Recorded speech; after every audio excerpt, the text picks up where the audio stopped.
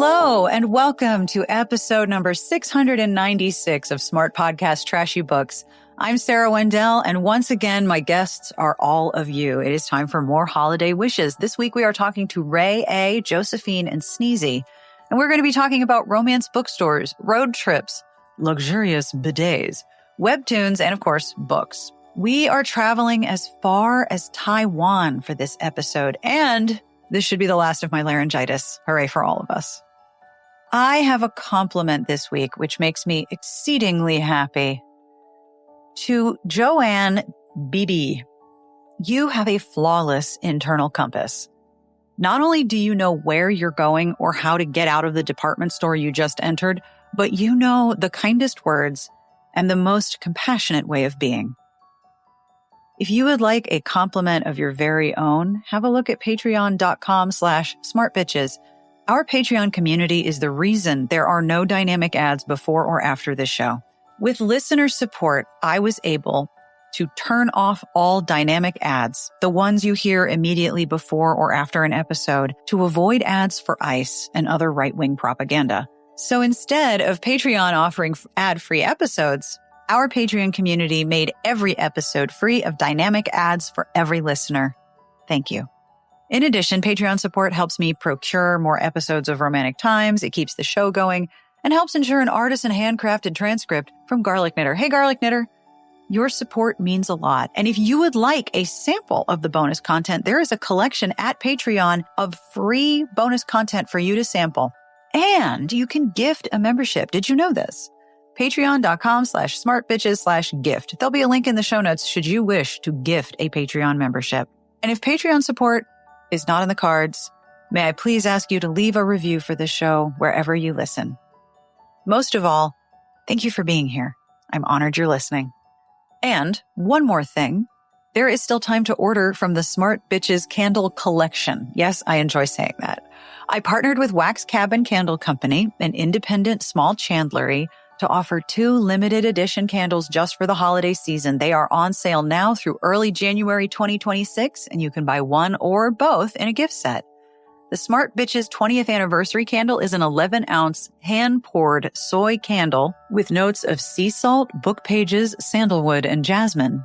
The Bad Decisions Book Club candle, also 11 ounces, is designed to be the perfect pairing for late-night reading with scents of sweet tobacco, book pages, leather, rose, and sandalwood. I had a really good time picking out the scents, and I have been told they are fabulous. So if you are looking for the perfect gift for yourself or the book lovers in your life, there is a link in the show notes for the 2025 Smart Bitches Candle Collection. You can shop small and spread some light and warmth this year. And one more note, Wax Cabin Candle Company ships so fast, so you have time to order before the holidays. There'll be a link in the show notes for you to find out more. Support for this episode comes from Skims, who have new pajamas, and they are incredible. Most of my pajamas are old t-shirts and lightweight bottoms that I bought so long ago, I don't remember where they're from or even how old they are. So when I received a soft lounge sleep set from Skims, I thought, oh, okay, pajamas. I have some. Here are some more. Nope. I was wrong. They're so great. I'm angry that they're so great. The fabric is smooth. It is soft, but it's not too thin or too thick. You know how some pajama fabric is so light, like you can see through it? Not with these jammies. The lounge set is the exact right level of cozy. I have already thought of a few people I know who would love to have these, and gifting is going to be in the bag this year. The deep green color is beautiful. I kind of look Instagram stylish, which is also a new experience for me. I've joked a few times that my overall aesthetic is pajamas, but it looks like I tried. The soft lounge sleep set is pajamas that I look fabulous in, and I'm now planning which days I shall spend all day in the Skims soft lounge sleep set. Maybe the week between Christmas and New Year's when no one knows what day it is. Basically, as many days as possible, I'm going to be wearing these pajamas. You can shop my favorite pajamas at skims.com. After you place your order, please let them know we sent you. Select podcast in the survey. Be sure to select our show in the drop-down menu that follows. And if you are looking for the perfect gifts for everyone on your list, the Skims holiday shop is now open at skims.com. Thank you to Skims for supporting this episode, and thank you for supporting our advertisers. Are you ready to get started with this episode? All right, let's do it. Holiday wishes number 4. On with the podcast. Thank you for doing an interview. Yeah. Thank you for like opening this up to everybody, because this is one of the fun things to listen to at the end of the year when everything else is going deadline explosion. We're just going to have the happiest, most joyful vibes for the rest of the year. I'm like super stoked about it. I'm excited. My name is online is Rae A. The A is for Allie. So I was a reviewer for Heroes and Heartbreakers very briefly. So that's the name that I used online, so that the day job did not find my terrible habits.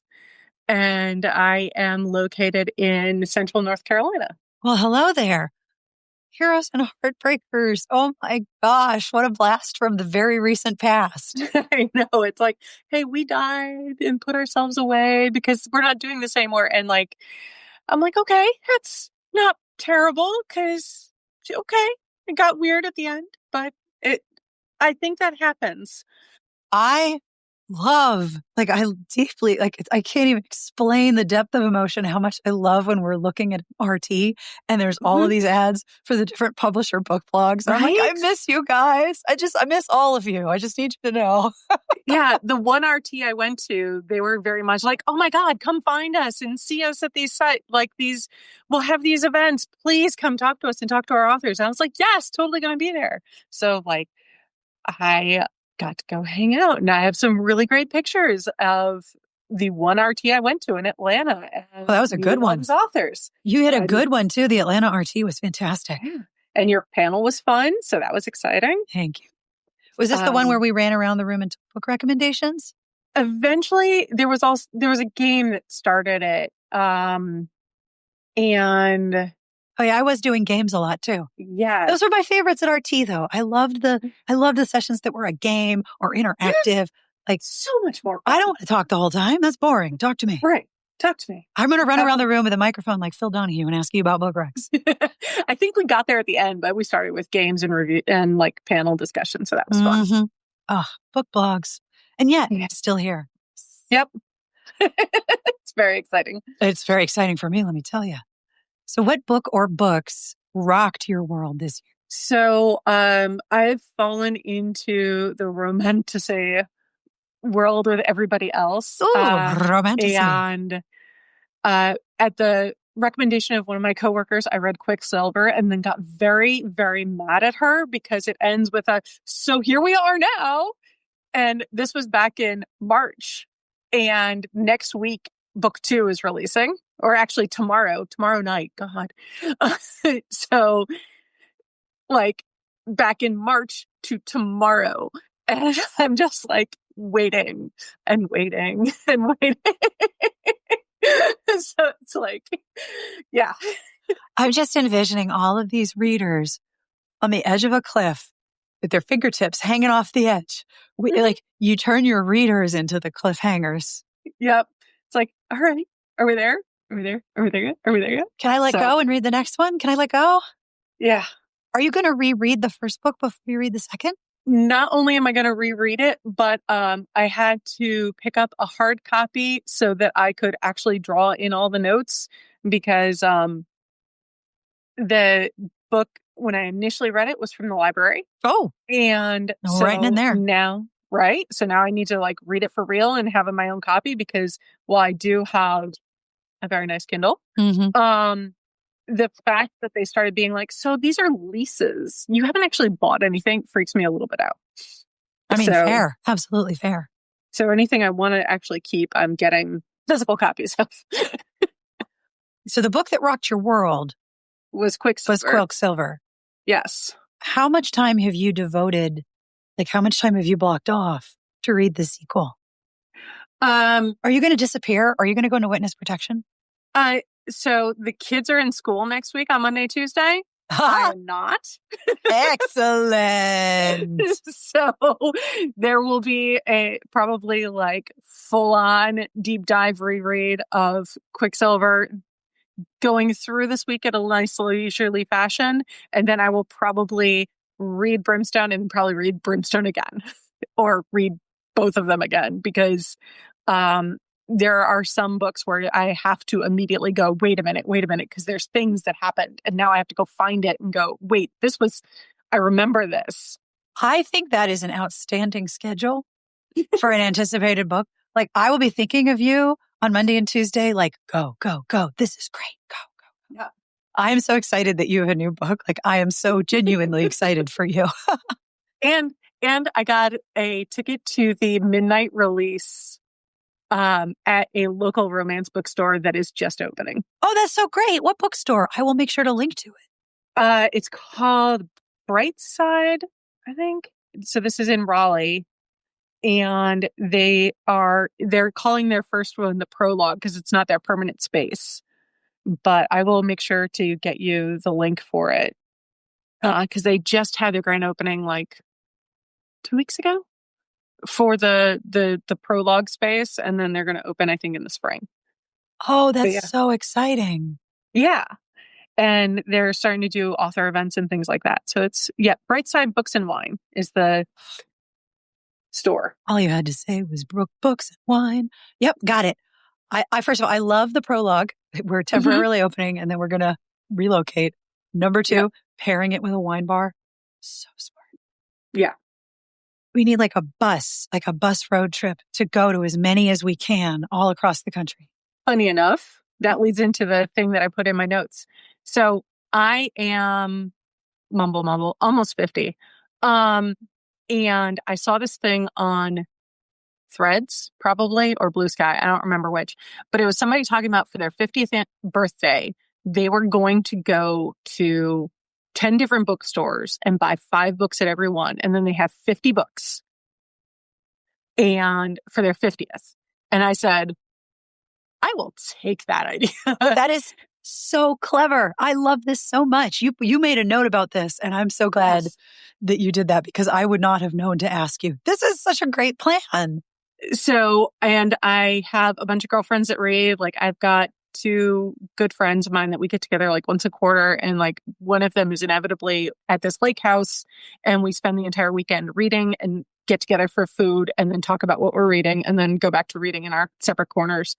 But like, I made a list of all the things I want to go see for bookstores. And so like Rip Bodice is on there for both coasts. The Nora Roberts bookshop and B&B is on there. Turn the page in Boonesboro. Are you going to stay at the B&B? I don't know. Okay. I need to do all the research. So there's all the research. Okay. I'm going to recommend the B&B to you for the following reason. And that reason is the toilets. Do you know about the toilets? I do not know about the toilets. Okay. I'm just going to need you to hold on to your butt. But I do have, hold on, I have to show you. Oh, please tell me. When this came out and she did the event and you had the name the next room. Yes. I'm the one who won those books. You won the Name the Room contest? Oh my gosh. When you did it on your website and for the stack of TBRs and everything that you picked up there. Oh, that's so great. Oh my so gosh. I've been listening to you for a very long time. You have? Oh my God. I don't know if I've ever really talked to one of a prize winners in a long time. That's so great. Oh my gosh. Okay. So let me tell you about the toilets in the in Boonesboro. I was part of a book signing there a while ago with 2 other authors. Mm-hmm. And really, let's be honest, if you're going to a book signing at Turn the Page, and it's one of the Nora Roberts book signings, I think she does a couple a year, everyone's coming to see Nora. Yeah. Like, this is not a major event for you, but it's a great event to be at because you're going to meet a lot of people. And a lot of people buy books, but the crowd is out the door in hourly shifts. People line up early in the morning. But if you are invited to sign, you get to stay in the inn. They reserve a room for you. So you have a space. So I stayed in the inn. And I have 2 stories from this I will never forget. One, there's a ghost. It was in my room. It woke me up and helped me meet people who then I had a wonderful weekend with. So I'm a big fan of the ghost in the inn in Boonesboro. Lovely ghost wanted me to make friends. I'm totally in favor of this. The toilets. These are Japanese toilets. They are from Toto. They have a heated seat and an automatic lid. And when you walk into the bathroom, the lid goes up. Very, very dignified. Hello. And then if you leave it, closes very slowly. Okay, maybe another time. And you walk back in and the lid goes up. The seat is heated. There is a front bidet. There is a back bidet. There is a dryer. This is the most luxurious use of the toilet you will ever have. And I checked into my room and I went to the book signing and I'm like, Nora, the toilet. She's like, oh my God, isn't it great? And I'm like, Nora, the toilet. And I'm telling the other people and they don't believe me. And then some people were hanging out after. I'm like, let's go out on the deck and outside my room. We'll drink wine and we'll hang out. So we're hanging out. And I'm like, all of you need to use the toilet in my room. And they're like, are you sure? I'm like, yes, you do. You need to. So we're sitting outside. I have a little balcony door. First person goes in. They come out and they are like wide-eyed. And they're like, oh my God. And I'm like, I know, right? And someone else is like, I don't even have to use the toilet. And I think I have to use the toilet. Like, drink more wine. You will have to use the toilet. They go in. They come out. Oh my God. And I'm like, yeah, I know. The toilet is amazing. It's like the greatest experience of your life. So then Nora comes over to see how we're doing. We're like, Nora, the toilet. She's like, I know. So for my 11th wedding anniversary, my mother-in-law took the kids and we had like 0 plans. And I decided, all right, if there's room at the Inn Boonesboro, we're going to drive from Jersey down to Boonesboro just so my husband can use the toilet. And the only room that was available was the bridal suite, which I think is Titania and Oberon. So we're like, great, this is awesome. And it is truly life-changing. And now I have those toilet seats in my house. We installed them in 2020 because we couldn't travel. And we were like, all right, we're going to upgrade. Spend this money. If we're going to all be in the house and there's a toilet paper shortage, here's what we're doing. I have these in my house because of the Inn Boonesboro. Now, I believe theirs are the full commode. I just have a seat. Truly, it is worth the experience of staying there. A, meet the ghost. She's great. B, the toilets. That's really why you need to go. The toilets. Mm-hmm. So trust me. I want to hear back. If you have stayed, I want to hear back what you think. Okay. And the room where I was in, where the ghost was waking me up, I want to say it was Elizabeth and Darcy. It's a front-facing room on the 2nd floor. I believe that's where the ghost is pretty active. So what other bookstores are you going to hit? This is such a great idea.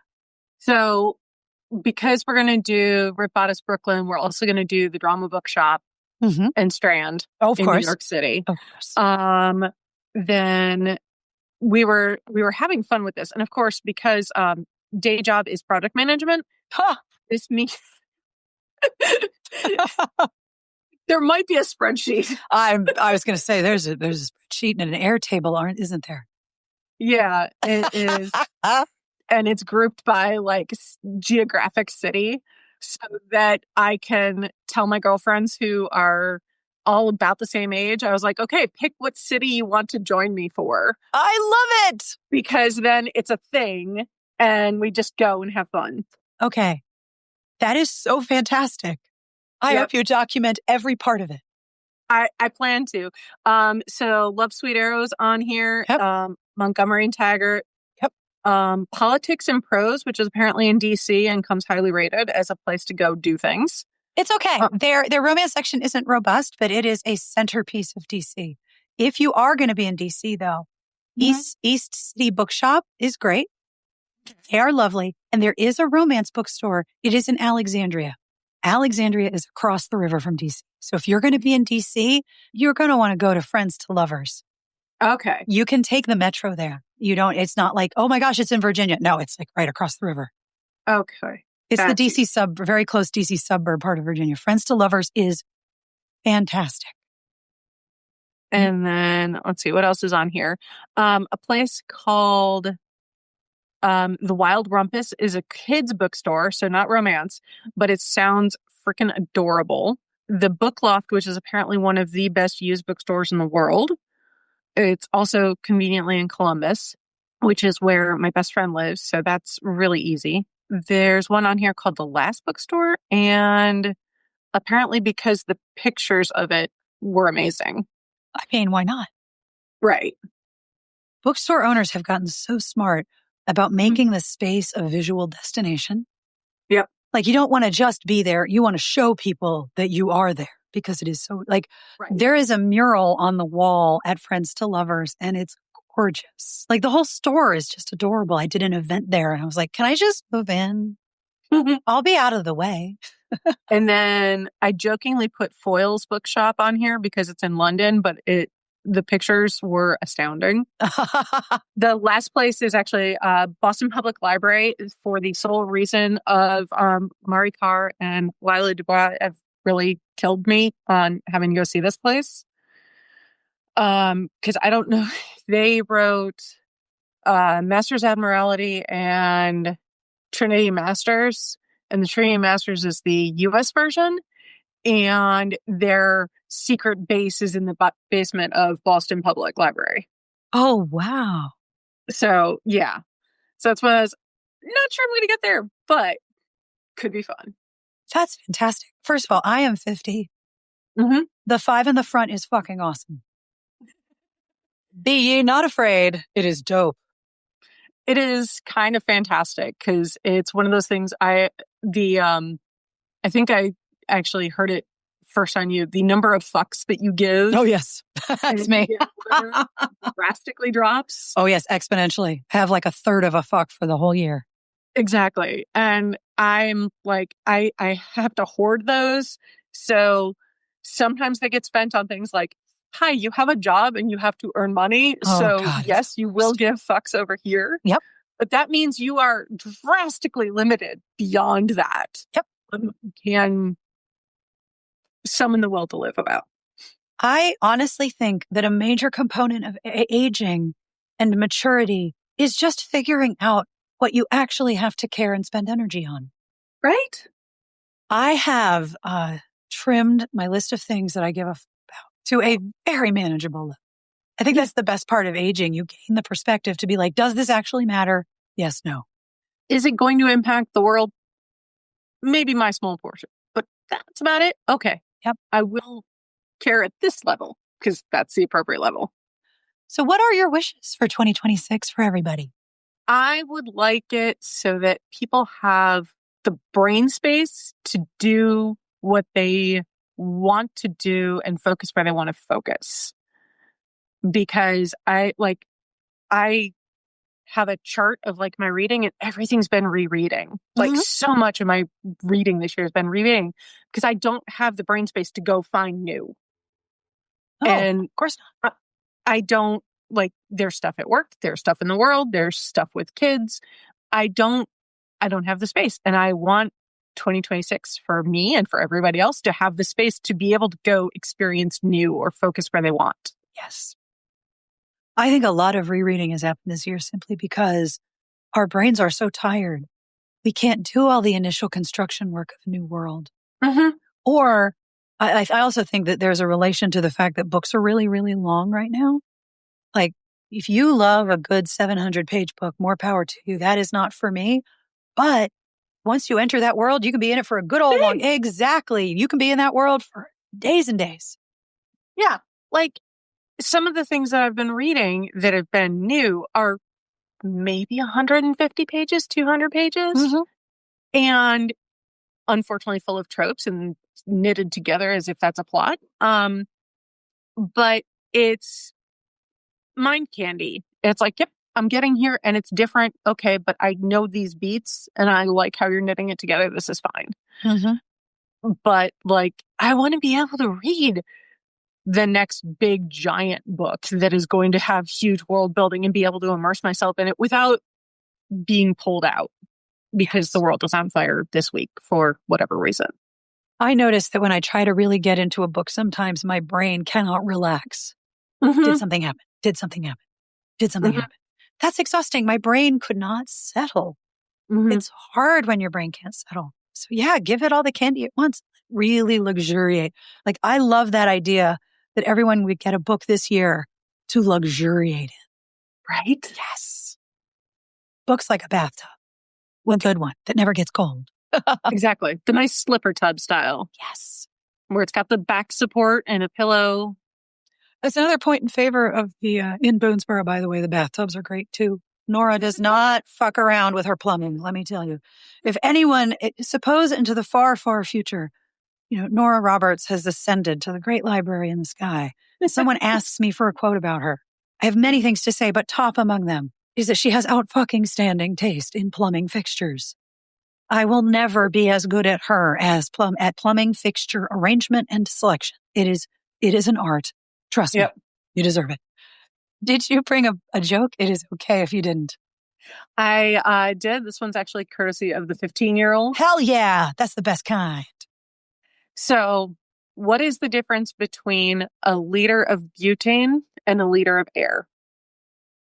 What is the difference between a liter of butane and a liter of air? Air is something you can breathe, and butane, well, it's just a little bit of a lighter fluid. It's a bit. Thank you. That's a good one. Please, please, please thank your 15-year-old for that. That was dope. And thank you for signing up to do an interview. I really appreciate it. You're welcome. This was fun.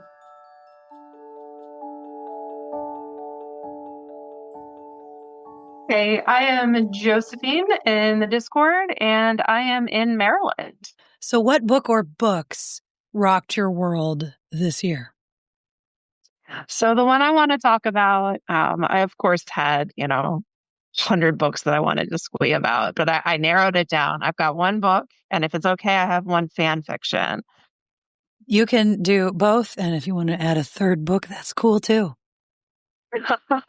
I went with what can I feel like I can speak well to rather than just like rambling. Squee! Yes, got it. All right. So How to Find a Nameless Fae by A.J. Lancaster. It was published this past summer. It is a fabulous little book, not so little, romance novel length. It's a Rapunzel retelling, but it's from the point of view of the 40-year-old princess who has lived under the first child curse her entire life, and she is done. So she takes matters in her own hands and goes and finds the wicked sorcerer. And what she finds is a magic house and a talking cat and a cozy garden and a whole adventure involving finding a name. And it is lovely. And I apologize if my work computer gives us bangs. Okay. So this sounds like Rumpelstiltskin. It was, sorry, I said Rapunzel and I meant Rumpelstiltskin. That's okay. Don't worry about it. It's lovely. Like I said, it's a lot of coziness. There's a big side sub plot about creating community that is just absolutely lovely. It was literally everything I needed this summer when I read it. Oh, it's my favorite book that I read this year. I love that. That is so great. Thank you for the rec. Yeah. And then the author, A.J. Lancaster, is a Kiwi. She's from New Zealand. And so there's these great little like New Zealand references here and there in the Fae realm. They're really fun. I love when there are very specific cultural references. Like it's very cool. It adds like not just place, but it adds impact to the whole world building. Mm-hmm, for sure. Where a Northern Hemisphere writer might have like a raven or a crow or a mockingbird, she uses tuis, which are mischievous, yes, New Zealand versions thereof, which is pretty fabulous. I love it. I love this so much. What a great rec. And you said you wanted to recommend a fan fiction. Yes. It's called Backhoe by, and I'm going to get this pronunciation terrible, Zenoida McCrora is the username on Archive of Our Own. I can send you the link in the Discord if you want, Sarah. Please do. But it is a Marvel alternate universe where art student and activist Steve Rogers goes on an activism trip to a pipeline protest in Appalachia and winds up chained to a backhoe with local boy Bucky Barnes. And it is 125,000 words of just amazing characterization and just it's so well done. The characters feel so real. Like there's somebody that I could meet in next week or somebody that my friend is telling me about. It's also really well done talking about activism and a lot of how that works, and some really great stuff about Appalachia and Appalachian culture, which is truly lovely. There's a hilarious scene where somebody has to like basically translate between the New York accent, Steve's New York accent, and Bucky's very strong, like Southern West Virginia accent. Amazing. But that bit it ate an entire week of my life this year. At that length, between the 125,000 word main fic and then all, of course, the side fics about various characters, many of whom are Marvel characters. Absolutely lovely and well done. And yeah, it still lives in my head months later. So they took a lot of the Marvel universe and the interpersonal conflict and they put it in Appalachia. Incredible. That I'm so delighted. I am entirely delighted because it's like, oh, this is what I love about fanfic. And it's a successful action too, in a very realistic way, which makes it even better. I love it. Oh my God, I'm not going to give away how, but I needed to know that sometimes this works. I love this. This is such a great rec. Thank you.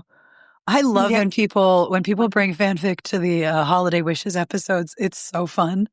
My pleasure. My pleasure. So what wishes do you have for 2026? I wish people moments of joy, particularly moments of joy that bring light into the dark months, whether that's dark as in it gets dark at 4:30 or dark as in things feel really dark right now. Yes. So that is my wish for everyone for 2026. That is a good wish. I just noticed recently, when I power down and leave, I have to go turn lights on because it's dark. And I'm like, oh, I forgot about this part. This sucks.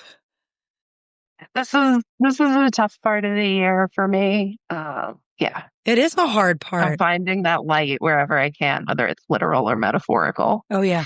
I am back on my candle bullshit like you would not believe. And I will tell you something. So next week, I have a special candle launch coming. I have a Bad Decisions book club and a Smart Bitches 20th anniversary set of candles coming from Wax Cabin Candle Company. Amazing. I am so excited. I know. And I got a special coupon for all the Patreon and After Dark folks. So you guys get $2 off. Yes. Uh-huh. Thanks. So my husband has picked up the Bad Decisions book club terminology. And anytime he comes to bed and I'm still awake, because he usually comes to bed later than me, he goes, oh, are we having Bad Decisions book club? I can't stop. I'm spreading the word. You know what? I appreciate it. Tell your husband, yes, we are all the time.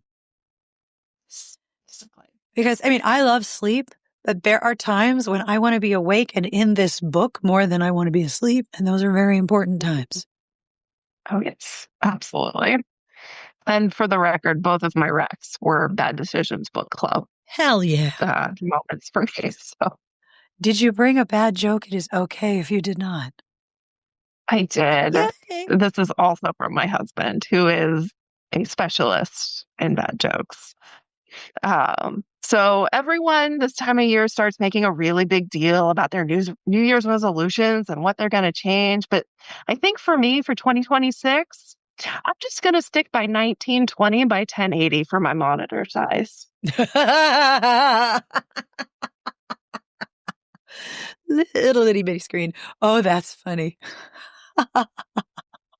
Thank you. And please thank your husband. Should I thank him by name? Sure, it's Jay. I will add that to my show notes. Thank you, Jay. Brilliant. Thank you so much for doing this. These are such a delight. Yeah. I love talking to everybody. And thank you for joining us on our Crafty Zooms. Oh, I love the Crafty Zooms so much. It always makes me really happy when they work with my schedule. I'm going to keep trying to make them as accessible to everybody, even though everyone is all over the planet. Thank you so much. And thank you for doing an interview. This totally makes my year, and I love these episodes. So thank you for being part of them. It's my pleasure. I love these too, Sarah. Thank you for doing Smart Bitches and for bringing a little bit more light into the world. I try every day. That's the whole goal.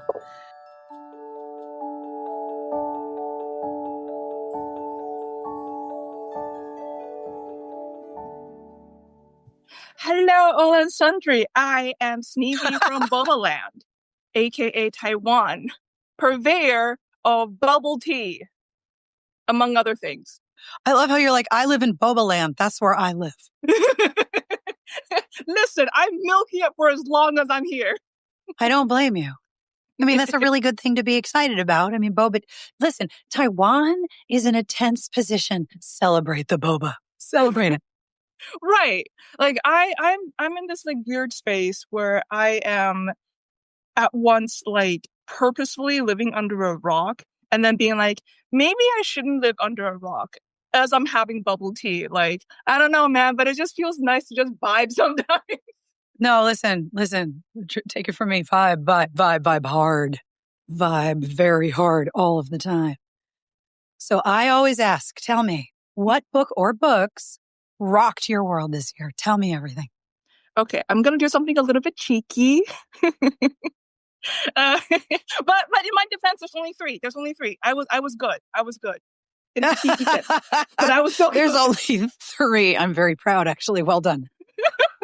Thank you. It was hard. Nobody understands what it's like to be a small cat in this world. I do. So I would like to first a webtoon. I know it's a surprise to everyone. Only Hope. The author's name is Chosng. I can't tell if this is meant to be a Korean word plus like an initial at the end, but the number of consonants makes me think it's not just like a name. But anyway, that's I will send a link. I have mentioned this before in what you've been reading. I think I was about to like plug this into the one this week as well.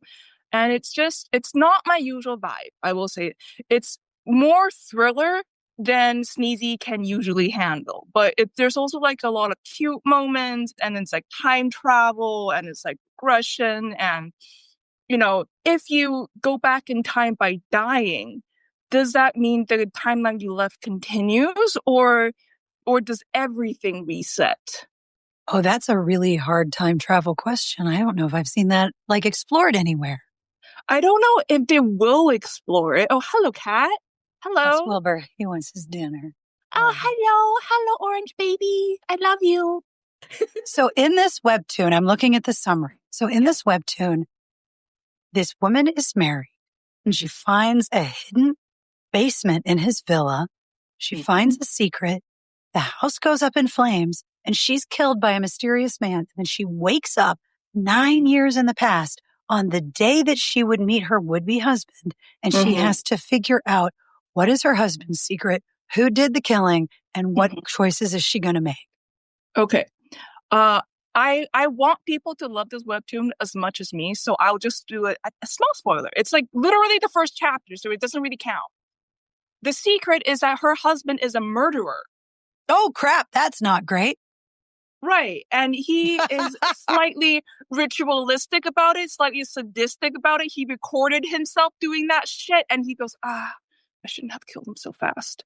By killing him so fast means burning him alive, said victim. So her husband, now not her husband, is bad news. She basically gets a do-over to figure out him and her. Right. No pressure. Low stakes. Very low stakes. Very low stakes. Wow. I can see why this really grabbed you. There's so much there. There's like a lot more, and I'm stopping myself from being like, oh, and then there's this and this thing, but that's like the first 10 chapters, so it doesn't really count as spoiler. Okay, I'm going to stop. You all know he's a murderer now. You all go see and be like, if possibly evil, we haven't decided yet, why hot? Everybody really is like really attractive in the webtoon and all those things. And if evil, why sexy? Yes, exactly. And it's like, I'm trying to live in my values and morals. If you're going to be evil, I need you to not alert my libido of your existence. So what is your second book or webtoon that you have brought for this year? I'm so excited because your choices are always so interesting. Thank you. Second one is neither. Haha, I bet you didn't see that coming. It is a podcast. Sure didn't. Ooh, what podcast? It's a D&D live roleplay podcast of World Beyond Number. It's called Worlds Beyond Numbers. I know how to talk, Mars.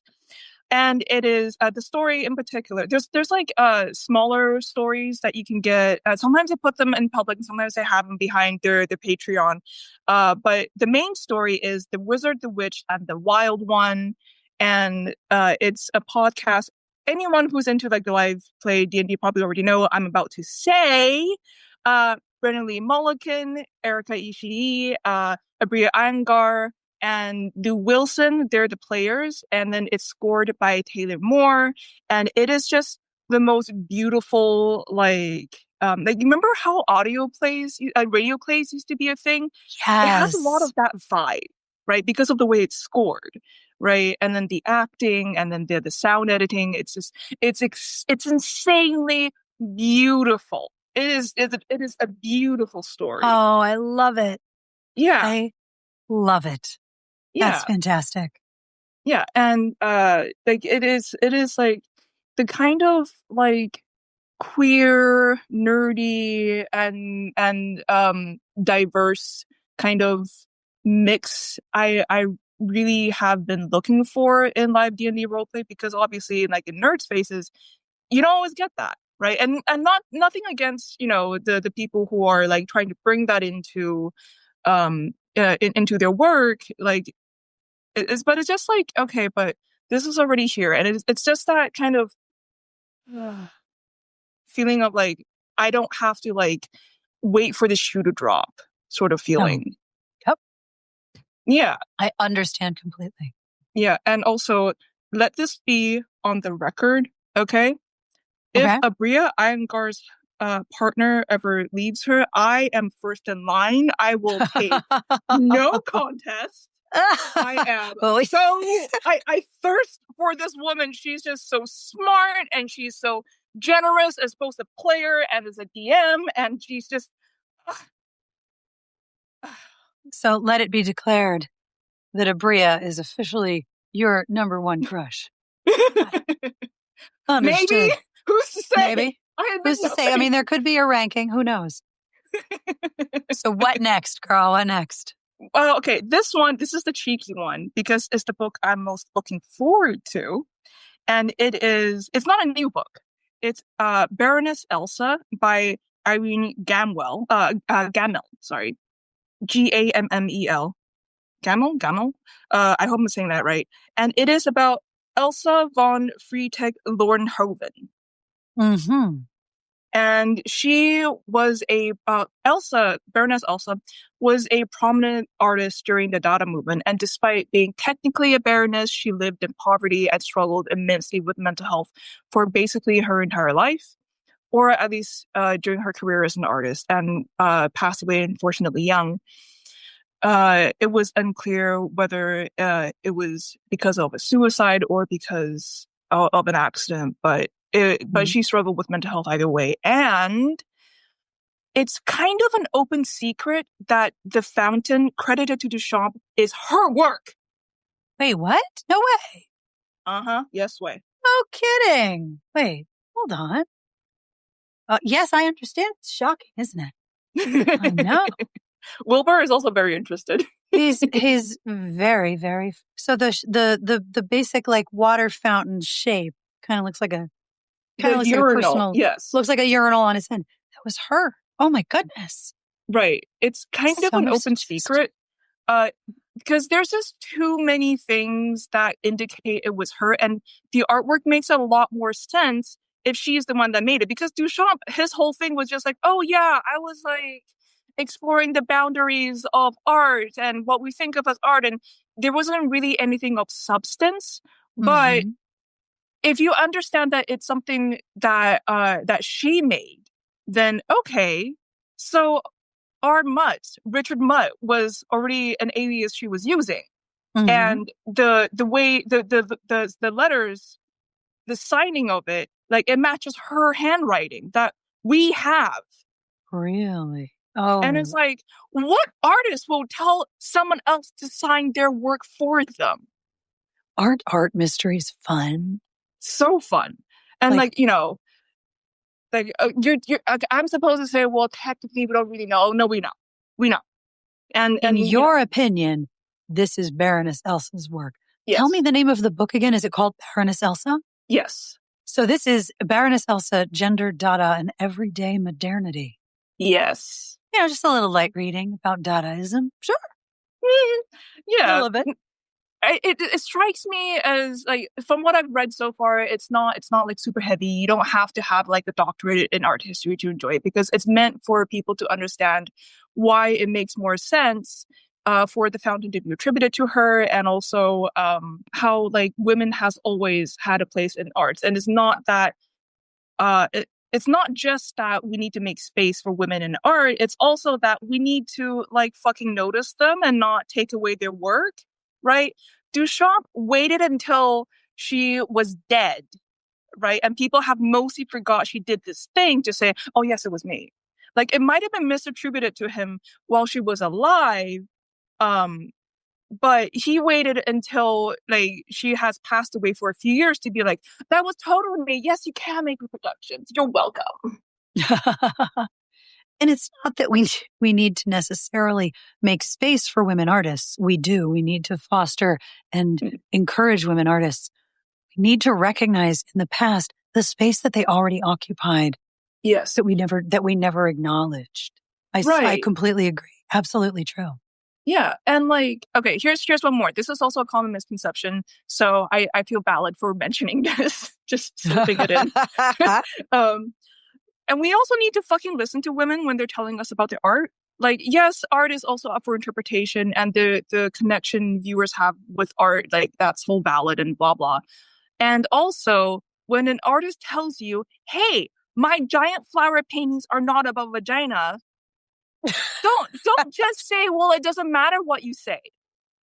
Like, let that be part of the art too. Like, oh, well, I saw lots of pretty vaginas, and great, I love vaginas too. Trust me. But it doesn't have to be the whole thing. And the artist I'm talking about, some of you might have already picked up, Georgia O'Keeffe, right? She drew those, she painted these huge paintings of flowers. Yeah, right? Of course. Right. And she was also responding to modernity. She lived in the city, and she did a few different artworks sort of exploring like the hustle and bustle. And she was also really inspired by the flowers she saw planted along the sidewalks, or like the one that would come up through the concrete or whatever. The point is, she would draw these immense paintings telling people to pause, to stop, to notice beautiful things, and don't get lost up in like the sweep of the city. Don't just get swept along. Like, move about intentionally, breathe, see these beautiful things. That was the intention. But all of these men, all these meaning makers of the day said, including her creative partner at the time, I think, all said, well, we all said it's vagina, so it's vagina now. And it's such an entrenched misconception. You get people in art history or just in whatever like formal art thing, right? Mm-hmm. Who also continue to believe, oh, well, no, it's well established that that it's about vaginas because all these art historians said so. All of these art critics said so at the time, and da da da da da. Like, I remember when I was in high school, I did a presentation on her, and I just said, oh yeah, and then the book said she wasn't trying to paint vaginas, and then everyone, including the teacher, went, no, it's well established that these are vaginas. And they were very confused where I got that. And I was very confused, like, oh, well, did I like misremember? Because there's that thing where like everybody was saying the same thing, including someone you saw as an authority who's supposed to know more than you. And you start to doubt yourself. Nothing against my art teacher at the time, by the way. But as I said, this was a deeply entrenched misconception. Oh, it's right? a very entrenched misconception, of course. Yeah. So, yeah, like, women have been doing art this whole time, and the way we show up and make space for women is not just, oh, here's a cute little newbie that I don't have to really think about what she's saying or if she's like contributing anything. I can just be like, oh, here, I have given you a corner somewhere. I've done my bit. The end. Like, part of showing up for women as artists, I think, is definitely treating them as artists, right? Not just like, I presume you have a vagina, therefore the end. Like, they might not have vaginas. You don't know the life. There are a lot of very famous painters who are male who do not have their work flattened into it's all vaginas. Now, if she had been gone out and been like, yes, these are all vaginas and they're all different, that is one thing. But if you just flatten it into, yeah, they're all vages. Yeah. Like, yay, vages. Okay, great. But like, there was more than that. Yeah, exactly. Thank you for these recommendations. I'm very curious about the Baroness Elsa one. That's very cool. Right? Me too. I am. Oh, this is why I'm looking forward to this. Just to be cheeky, I'll say, oh, this is the book I'm most looking forward to in the new year. No, I'm reading this now. Good. Excellent. That's cool. Yeah. What are your wishes, everyone, in 2026? Oh man, oh God, I couldn't decide. I was still whistling around trying to think. Okay. I wish everyone gets adopted by the cat that chooses them. There is an orange cat that's like running around my neighborhood, and for an orange cat, they're very wily and very like quick on the uptake. And I have promised myself, if I get to pick up that cat and bring the cat into my building, that will be my cat. The cat heard me talking to myself in my head, which I don't know how it happened because, again, this is an orange cat. But I'm just saying, I hope everyone gets the cat distribution system because I want it. And therefore, let's all have it. And eczema fucks off. Fascism fucks off. Oh, What yes, else? please. Thank you. Yes. Yeah. And just, hey, surprise everyone, killing people is bad and killing lots of people is the bad. Apparently that's news to some people. So I guess my wish is for everyone to fucking learn that like yesterday, but I'll take tomorrow. That's as long as they learn it ASAP. No pressure. No pressure. No, listen, I'm in my I'm done with this shit Asian auntie era. Like, I might be evolved enough to know not to beat children, but I'm not evolved enough to think beating in general is bad. Don't fucking test me. I get it. So, did you, excuse me, did you bring a joke? It is okay if you did not. I did not this time. That is okay. No worries. People who I feel are like very self-possessed and self-confident, and self-aware, I feel like, they're just very comfortable liking what they like. Absolutely. Oh, 100%. Yeah. But part of that comes from age. Yeah. Like, I'm very excited to make my way there. Yes. But, it's going to be awesome. You're going to love it. Aging is dope. Here's the thing. Some Nigerian aunties would say, wisdom is chasing you, but you're running faster. I don't want to run that fast. No, you do not run too fast for wisdom. You're catching up all the time. Thank you. I appreciate that. It means a lot coming from you. Oh, thank you. Yeah. But, I think a lot about like where I want to be, and you're in it, so you don't see the trees. You don't see the water. Yes. Right. You're just there. And so it's nice to get like people I respect reminding me like, hey, you're doing a thing. I'm like, oh my God. You're doing great. Doing a thing. And I can tell you, I can give you a piece of advice from one of the earlier conversations that I had for this podcast. Yeah. You never have to work out what you're going to do with your life. You only have to work out what you're going to do next. That's it. My anxiety just went, I can take a nap now. Yeah. How are you going to predict the rest of your life? I don't know what next week's going to look like. Like, I don't even know what next year is going to look like. We just finished a government shutdown. We're probably going to have another one in January. I don't know what it's going to look like. Whatevs. You don't have to work out what you're going to do with the rest of your life. You can't possibly know that. You just have to work out what you're going to do next. And as long as what you do next is in alignment with how you feel and is a choice that you like, you're good. You are all good. You're doing great. Thank you. Kick ass, take names. You're doing great. and thank you for connecting with me. And first of all, thank you for being willing to get up at like 4 in the goddamn morning. That's absurd. But also, I'm glad we worked this out. Thank you for doing this interview. I love connecting with you from so far away. Thank you. It's been lovely to chat with you. And I'm so glad. It's been lovely for me too. Like, okay, I need to give you your flowers. Thank you for creating this Smart Bitches space. Thank you for letting me in this space. Thank you for being so nurturing and so generous and so kind to me and all of us. And thank you for just living and helping us live in the value of like creating joy and not just managing sadness or bad feelings. Because like you show up in a way where like it's not that toxic positivity of like, oh well, you don't need to think about the bad thing, but it's like, I don't know how to say it. Like basically you show up in a way that helps me remember having joy and creating good things is not something to be shameful or like guilty about. You make it look like, we have a saying in Chinese, like duck swimming on water, right? Like it must take a lot of intentionality on your part and you must work really hard, but you just make it look like it's easy. You're like a ballet dancer on the stage sometimes. Like, so, thank you for all of that. Thank you. I have received that compliment. It means a lot. And I will tell you what I tell myself every day.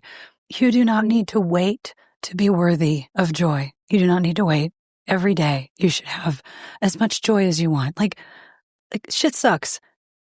There's still plenty to laugh and be joyful about because, we're alive. We just get this one. Life is short. Yeah. Make stupid jokes. Be an orange cat. Yes. Capture an orange cat. Capture your orange cat. I think it's a good plan. I have 3 rules, right? Go as far as you need for good food. Oh, yes.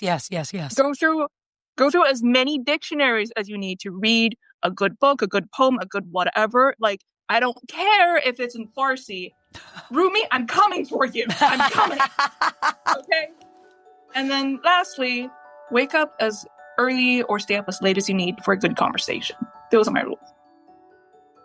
And that brings us to the end of this week's episode. Thank you to Rae A, Josephine, and Sneezy for connecting with me. We still have more holiday wishes coming soon. And as I mentioned in the intro, there is still time to order your Smart Bitches candles, should you wish to. There'll be a link in the show notes. I end every episode with a terrible joke.